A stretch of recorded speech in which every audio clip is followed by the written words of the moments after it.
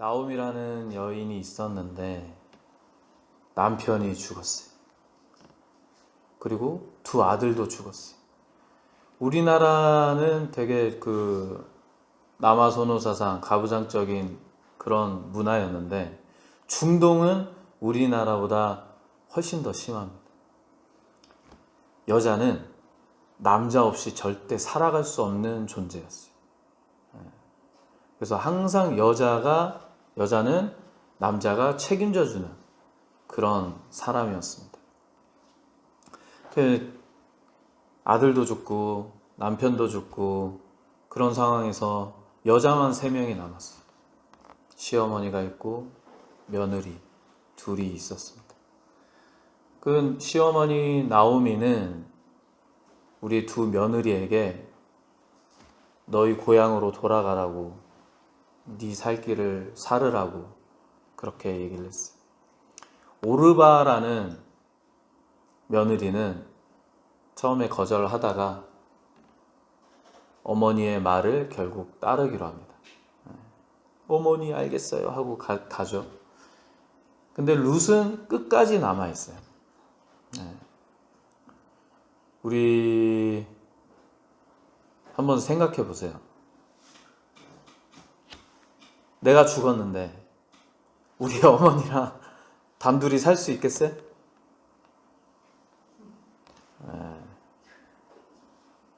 어머니 보고 계시나요?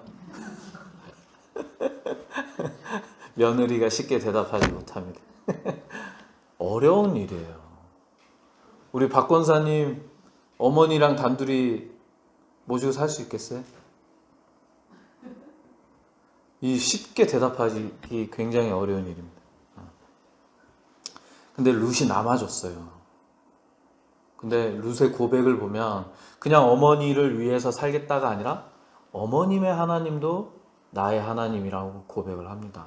대단한 고백이죠. 그렇게 해서 둘은 나오미의 고향 베들레헴으로 갑니다. 가고 이제 룻은 생계를 위해서 또 어머니의 건강을 위해서 이삭을 주스러 가요. 그 이삭 밭의 주인이 보아스입니다. 보아스는 이 룻의 성실함과 정직함에 매료되기 시작합니다. 그 효성을 보고 보아스는 은혜를 베풀기 시작을 해요.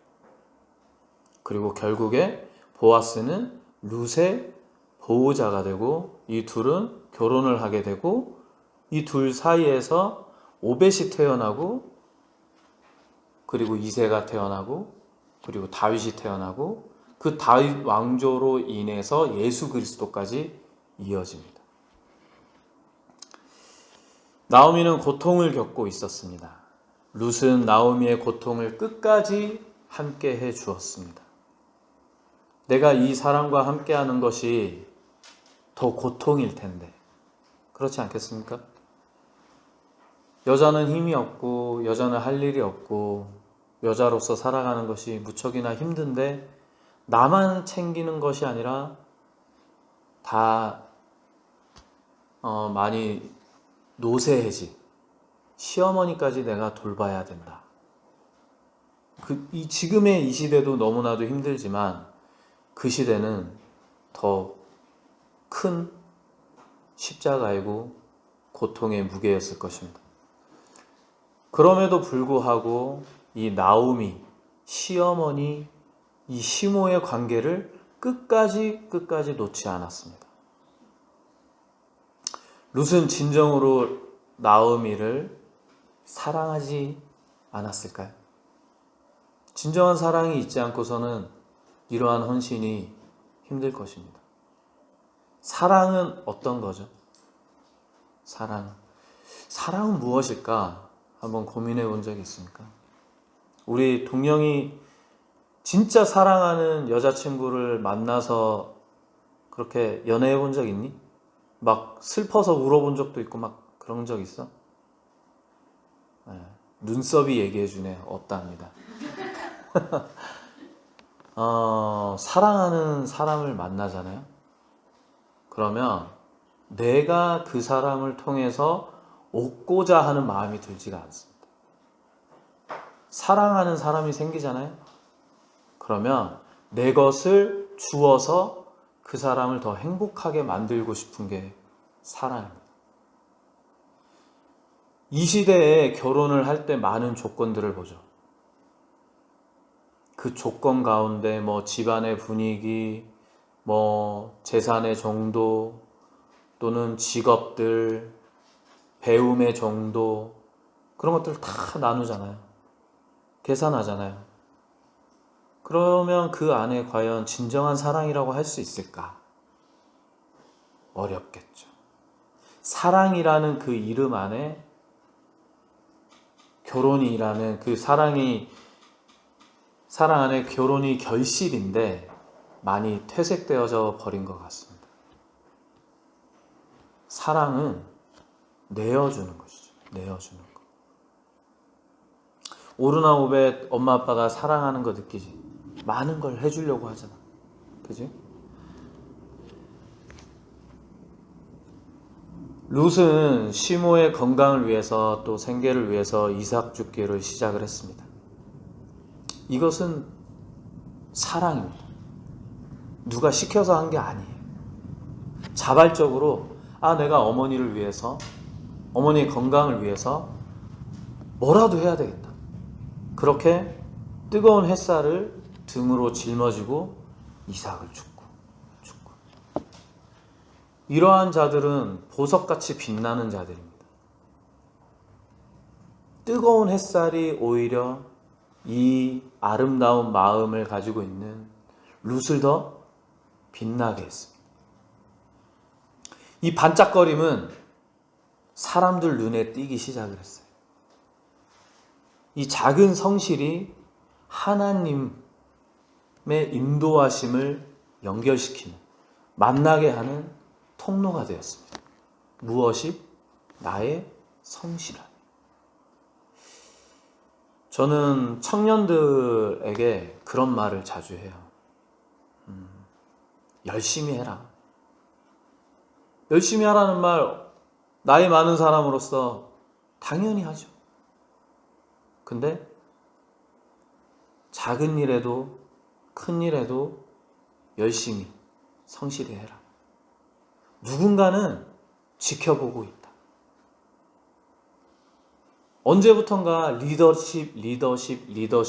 리더십만을 우리가 굉장히 얘기 많이 하잖아요. 내 아들이, 내 자녀가 어디 가서 쫄병이 되는 게 아니라 대장이 되길 원하잖아요. 근데 처음부터 대장 되는 경우는 아예 없습니다. 절대로. 사회생활을 시작하게 되면 팔로우십이 있어요. 내가 리더가 있는 사람들 보고 배우고 일하는 것만 배우는 것이 아니라 성품도 배우고 일하는 지혜도 배우고 사람을 다루는 그런 관리 능력도 배우고. 그런데 그런 팔로우십이 없다라면 그런 거 배울 수 없겠죠. 내가 성실히 정말 일을 잘하는 것도 중요하지만 그런 성실함으로 일을 해 나간다라면 나는 어느 순간 실력이 있는 사람이 될 것이고, 나의 성실함을 보고 그 김동영 청년 일 성실히 잘하던데 그 사람한테 한번 이번에 맡겨보지. 그렇게 연결이 되는 것이 인생 자체. 근데 이 룻은 마음도 그리고 삶도 너무나도 착하고 성실하고 정직한 사람이었다는 것입니다. 그러니까 사람들에게 눈에 띄고 그 사람을 보고 하나님의 사람이라고 느꼈겠죠. 나오미의 계획으로 룻이 보아스에게 나아갑니다. 보아스는 룻의 인격과 믿음을 인정하고 보호자가 되기를 약속을 합니다. 이처럼 하나님은 사람을 통해서 인생의 전환점을 마련해 주십니다. 하나님이 왜 모세를 출애굽시켰을까요? 이집트로 보내서. 하나님이 왜 바울을 보내셨을까요? 하나님이 왜 다윗을 세우셨을까요? 하나님께서는 왜 예수 그리스도를 이 땅에 보내셨을까요? 전지전능하시고 모든 것을 다 아시고 본인의 능력으로 다 하실 수 있음에도 불구하고 하나님께서는 사람을 통해서 사람을 깨닫게 하시고 사람을 통해서 일을 하신다는 것입니다. 불교 얘기를 잠깐 하자면 시타르타라는 사람이 있었는데 고타마 부처를 만나고 깨달음을 얻고자 했습니다. 근데 이 시타르타가 부처에게 이런 얘기를 들어요. 사람은 말씀으로 들음으로 지혜를 얻고 깨달을 수 없다. 결국 깨달을 수 없다. 그런 얘기를 하거든요. 그래서 두 명이 나오는데 이 한 명은 그 고타마에게 옆에 있으면서 지혜를 깨달음을 얻으려고 했고 이 시타르타는 세상 밖으로 나아갑니다. 그 말인즉슨 뭐냐면 인간은 이 성경 말씀 귀하고 복된 거 다 아시죠? 근데 성경을 읽을 때마다 우리가 한 절 한 절, 한마디 한마디가 다 내 얘기 같던가요? 절대 그렇지 않죠. 오늘은 3장을 읽어야 되는데 여기서 여기까지 시편 110편에서 112편까지는 한 쪽 정도밖에 안 돼요. 근데 어떤 경우는 막 4장씩, 5장씩 있을 때도 있어요. 할 일은 많고 내가 해야 될 일도 있고 근데 이 3장을 채우기 위해서 때로는 속독을 하기도 하고 내용이 뭔지도 모르고 그냥 넘어갈 때가 많다는 거예요. 여기서 뿐만이 아니죠. 세상에 수많은 목사가 있고 수많은 교회가 있고 수많은 설교 영상이 유튜브를 통해서 전달되고 있습니다. 우리가 잠깐의 지식을 취할 수는 있지만 정말 내 삶이 바뀌는 그 깨달음은 안타깝게도 경험을 해야 된다는 거예요. 고통을 얘기할 때 그 고통을 이해하기 위해서 내가 고통이 있어야 되고 슬픔을 이야기할 때 나에게 슬픔이 없는데 타인의 슬픔을 공감하기란 굉장히 어렵습니다. 나에게 기쁨이 없는데 하나님이 주시는 기쁨이 없는데 하나님의 기쁨을 얘기하는 사람의 그 기쁨에 공감하기란 굉장히 어렵습니다. 말씀을 듣고 말씀을 읽고 깨달을 수 있다? 그건 진짜 복 중의 복입니다. 근데 인간은 악하고 이기적이고 욕심이 너무나도 많기 때문에 자기가 스스로 경험하지 않으면 깨닫기가 무척이나 어렵습니다.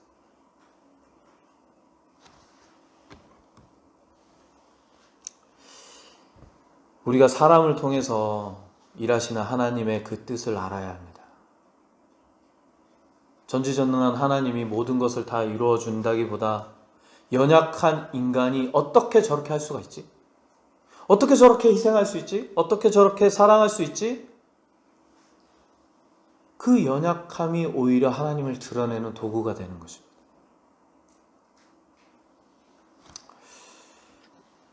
룻과 보아스는 결국 결혼을 하고 그리고 아들 오벳을 낳게 됩니다.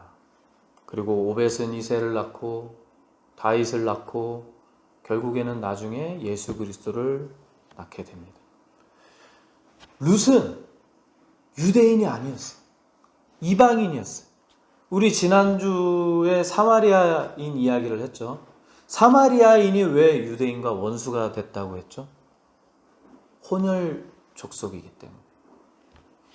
유대인들은 선민 사상이 굉장히 강합니다. 나 하나님의 백성이야. 어디 더러운 것들이 이방 족속들이 이렇게 부정하게 치부했어요. 룻도 마찬가지입니다. 룻도 이방인이었는데 하나님의 그 계획하심에 들어온 거예요. 룻과 같이 개인의 성실한 삶이 하나님의 구속사로 이어질 수 있는 것입니다. 룻기의 이야기 속에 원인은 고통에 있습니다. 그죠? 나오미의 그 고통으로 인해서 이야기가 시작이 됩니다. 누구나 고통을 달가워하지 않죠. 그래서 우리는 하나님께, 또 불신자들은, 불신자라고 하니까 또 뭐 신앙이 없는 사람이라고 좀 얘기할 수 있는 것 같은데, 우리 불교의 신자들은 부처님한테, 샤머니즘을 가지고 있는 무속신앙인들은 우리 잡신들한테, 무당에게 물어보잖아요. 동서남북 어디로 가야 귀인을 만나고, 뭐 그런 것들 있잖아요. 뭐 차가운 음식은 피하고, 기타 등등. 고통을 없애기 위해서 굉장히 무단히도 노력을 합니다. 신에게 평안을 구하며. 그리고 무신론자들조차도 물질을 취함으로 인해서 이 고통에서 해방되려고 노력하죠. 이 고통은 과연 없앨 수 있는 것인가?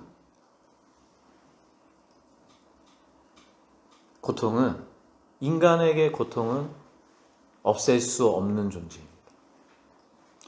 고통은 파도와 같습니다. 우리가 바닷가에 가면 파도같이죠.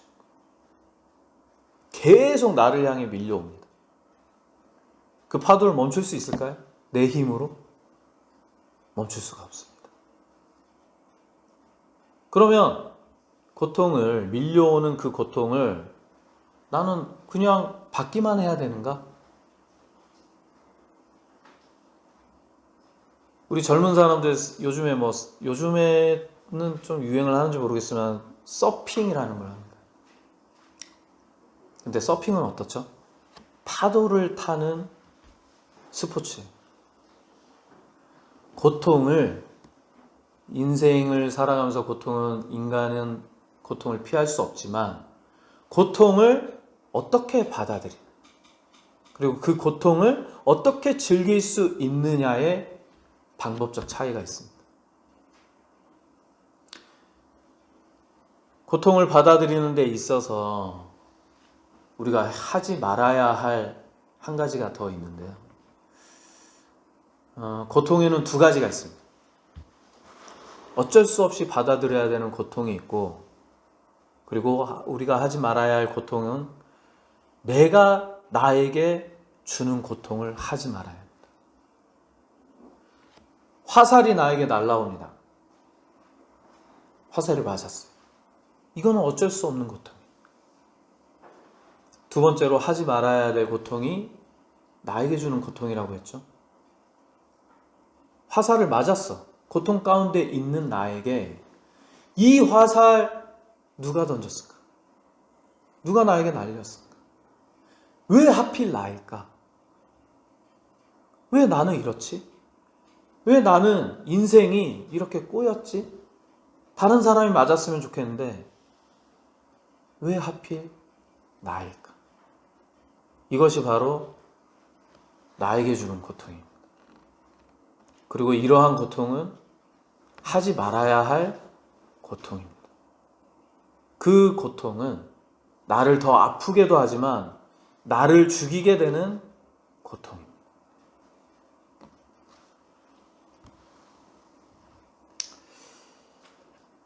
우리는 누구나 다 고통을 맞이합니다. 그런데 그러한 가운데에 자기 처지를 비관하고 나를 더 아프게 하지 마십시오. 하나님이 바라시는 것이 아닙니다. 이 룻과 같이 고통 가운데 있어서도 그것을 돌파할 수 있는 정직함과 성실함이 우리가 갖춰야 될 태도입니다. 고통을 어떻게 대하고 대처하느냐에 따라 우리의 삶도 신앙도 달라질 수 있습니다. 룻이 처한 상황에서 그 정직함과 성실함으로 고통을 축복으로 바꾸었고, 유대 전통에서 있을 수 없는, 절대로 있을 수 없는 이방 여인이 다윗 왕과 예수 그리스도의 계보를 잇는 위대한 업적을 이룰 수 있었습니다. 룻은 개인으로 보자면 별 볼 일 없는 여인에 불과했지만 기꺼이 십자가를 짊어지었기에 주인공이 될 수 있었습니다. 우리는 드라마나 영화를 다 좋아하죠. 주인공이 역경을 이겨내는 그런 드라마. 주인공이 그 고통을 참아내는 드라마. 그러니까 드라마라고 하죠. 우리 어린이가 보는 만화에서도 그 고통은 존재합니다. 우리 오벳이 지금 가지고 있는 루피도 때로는 동료들하고 헤어지기도 하고 동료가 붙잡히기도 하고 싸움에서 지기도 하고 하지만 이겨내고 그것을 단련하고 단련시켜서 강해질 수 있는 것이죠. 우리는 누구나 다 주인공이 될 수 있습니다. 내 인생의 주인공, 하나님이 주신 삶에 있어서 나는 변방의 이방인이 절대 아닙니다. 다만 그것을 우리가 룻과 같이 정직하고 성실하게 살아갈 때에 비로소 주인공이 될 수 있는 것입니다. 믿음의 사람은 이와 같이 정직과 성실함이 동반되어야 합니다. 우리가 나누고 있는 주제죠. 믿음으로 삶을 드러내는, 내 믿음을 삶으로 어떻게 드러내느냐, 이것이 관건입니다.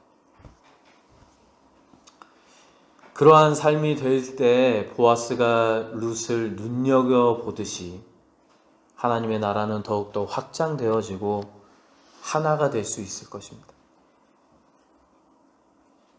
이번 한 주를 살아가면서 정직한 관계로 또 성실한 삶으로 믿음을 드러내시고 또 그 드러냄으로 하나님 나라를 빛내주시고 진정한 여러분 삶의 주인공이 되시길 간절히 소망합니다.